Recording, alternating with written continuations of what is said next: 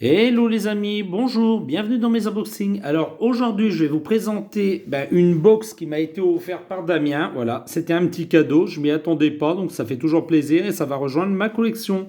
Donc je vous la montre vite fait. Hop, alors si j'ai assez de place pour reculer, hop, sinon vous ne la verrez pas, je vais mettre la boîte sur le côté, voilà.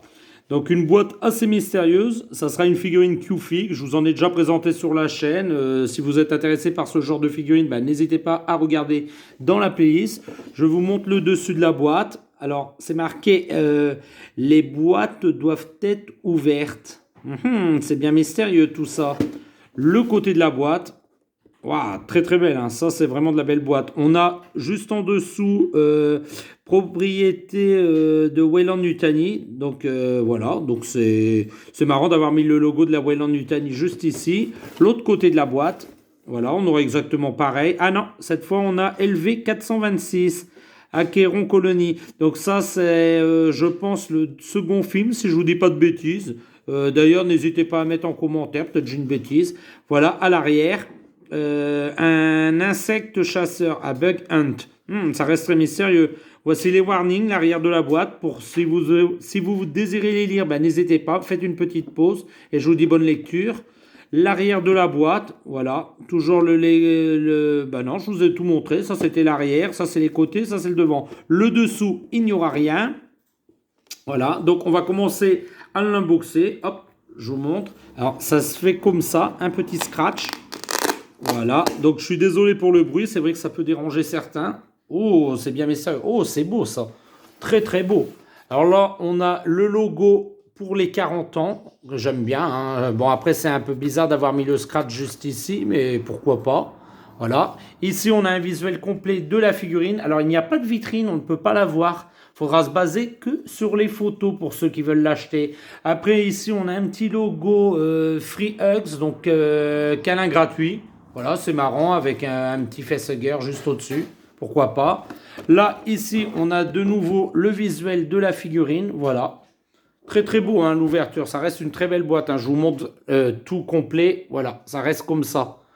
C'est très très beau. Moi, j'aime plutôt bien cette boîte. Elle est très belle. Voilà. Donc, on va essayer de l'ouvrir proprement sans abîmer la boîte. Voilà. Alors, je fais ça. Alors, c'est un petit peu dur d'ouvrir ça, hein. C'est très très grand. Alors, sur le dessus, qu'est-ce qu'on a? Alors juste là, on a hashtag QFIG, donc rejoignez-les sur Insta, Twitter et Facebook. Voilà, ça, ils mettent leur pub, hein, pourquoi pas. Sachant que dans cette collection-là, vous trouverez aussi Ellen Ripley dans le Power Loader, donc de la collection Aliens, et la Reine Alien, toujours du film Aliens. Voilà, tout simplement. Donc moi j'ai celle-ci et je suis très content car c'est une très belle figurine que je voulais depuis longtemps. Donc on va l'ouvrir. Ah bah voilà, oh bah elle s'ouvre plutôt facilement. Je m'attendais à quelque chose de pire. Donc je pose et je vous la présente tout de suite. Voilà, je vous la montre. J'essaye de faire un visuel complet. On va remonter légèrement la caméra. Voilà. Ça sera beaucoup plus pratique pour moi vous la montrer. Voilà, je tourne. Très très belle, hein. Elle a une pose plutôt originale. C'est une pose qu'on a beaucoup de mal à voir comme ça sur ce genre de figurine, sur le xénomorphe. Donc la créature, c'est le xénomorphe. C'est plutôt original comme ça en l'air. D'ailleurs, on dirait qu'il flotte dans de l'eau. C'est marrant. Oui, on dirait. Alors, c'est pas la créature du quatrième film où justement il nage, mais il a une position, on dirait justement qu'il nage dans de l'eau. Pourquoi pas, c'est original. Le liseré vert tout autour, très beau. Voilà.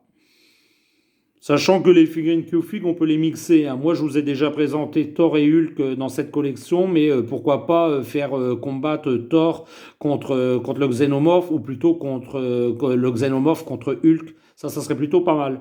D'ailleurs, j'aurais dû d'ailleurs vous les présenter en même temps pour essayer de faire des mix un peu improbables. Mais bon, c'est pas le sujet de cette vidéo.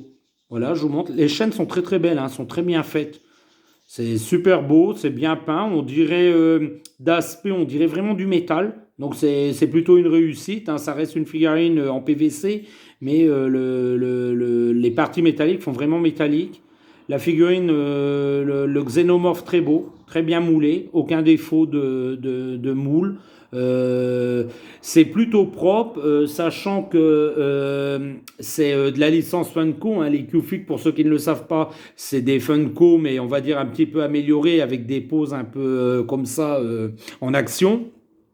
Mais alors, au niveau de la peinture et au niveau du moulage, c'est vraiment un cran au-dessus des célèbres Funko Pop, hein. C'est vraiment un cran au-dessus. Il n'y a rien qui bave.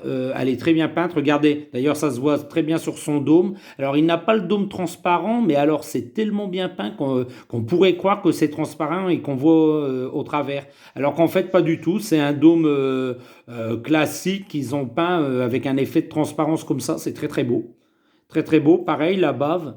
Donc ça part vraiment de l'argenté avec ses dents argentées. Je sais pas si ça se verra bien, hein. Je mets ma main à l'arrière. J'ai allumé 2 spots pour que vous voyez ça. Voilà.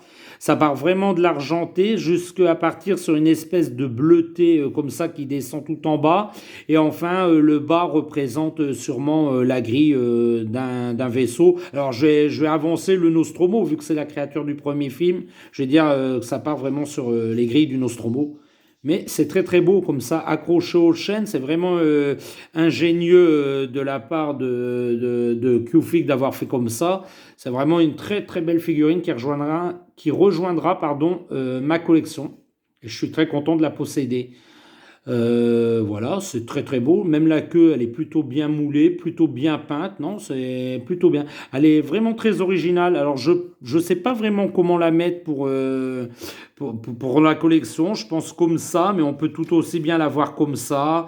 Dans ce sens-là, pourquoi pas.